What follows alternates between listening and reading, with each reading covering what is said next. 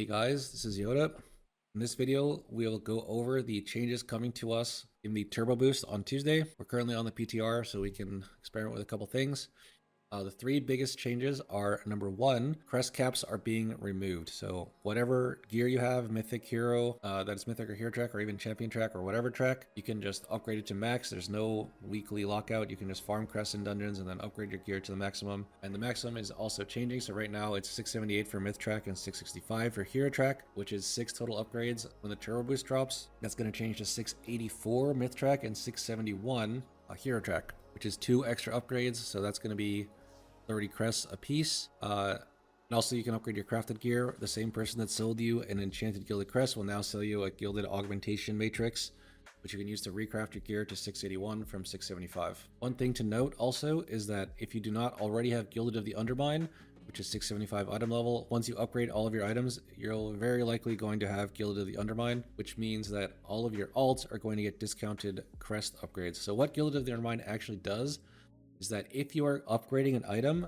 and a character in your warband already has that that slot at the item level you're upgrading to, and the upgrade is discounted. So as you can see, my DH is trying to upgrade helmet to 681, and we have max cost for it, 15 crests, 190 valor stones, since I have no characters in my warband with 681 helmet. However, before I made this video, I've upgraded my paladin's pants to 681, and as you can see, the upgrade is discounted for my DH. So the Gilded of the Undermine discount will apply once your main character or whatever your most geared character has that item at that track. So what I would recommend is first prioritize getting Gilded of the Undermines. If you don't have it already, just play your main up in whatever farming dungeons you're going to do, upgrade all your items to max, and then play your alts, because then you're going to get a massive discount on upgrading. Unfortunately, the discount does not apply to crafted gear, but it is what it is. Another trick is over here, if you have any saved up crests, you can go here and just transmute.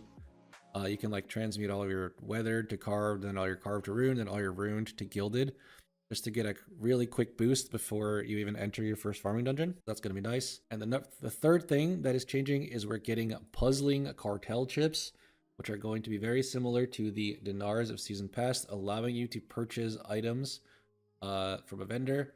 The biggest change, however, is that you cannot purchase mythic items from the raid until you have killed that boss on mythic. For the hero track items from the raid, you can purchase them just by killing the bosses on normal, but I recommend not purchasing any hero track items from the raid, except maybe bomb suit if you really, really want it for a tank. For most people, that means you are going to be purchasing Mythic Plus trinkets, especially for VDH. I assume the most asked questions I'm going to get is, what do I spend my dinar on for VDH? So I'm just going to answer that here. Other classes, look at your class discords or whatever. But for VDH, my answer would be first priority is to fill out your Mythic M Plus trinkets, which are Tome and Pacemaker, and also get an Absorb trinket if you don't have one and you're not playing with Oracle Disc Priest. If you are playing with Oracle Disc Priest like most people, you probably don't need to worry about Absorb trinkets, just play, passives the whole time. And I'm probably going to get a few questions about the Jaster Diamond and Eye of Kazan. Are these trinkets actually good?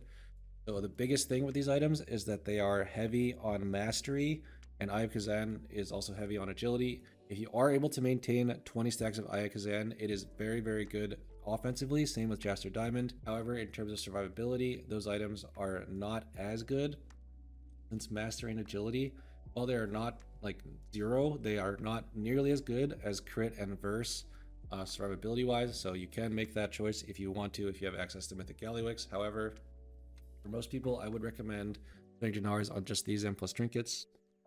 Another thing you could buy is this item from Mythic Mugsy, Capo's Molten Knuckles. In my opinion, this is a much better choice to spend your dinar on than Eye of Kazan or Jaster Diamond. It is more of a damage upgrade compared to just a regular weapon, compared to those items, and also you lose less secondary stats.